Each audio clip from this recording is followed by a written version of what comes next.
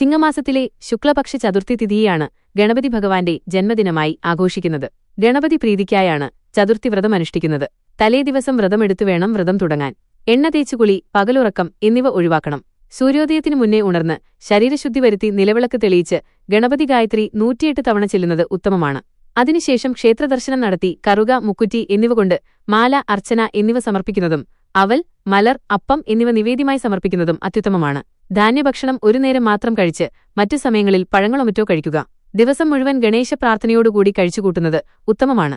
കഴിയുന്നത്ര തവണ ഓം ഗം ഗണപതേ നമഃ എന്ന മൂലമന്ത്രം ജപിക്കുക. പിറ്റേ ദിവസം തുളസി തീർത്ഥം സേവിച്ചോ ക്ഷേത്രദർശനം നടത്തിയോ വ്രതം അവസാനിപ്പിക്കാം.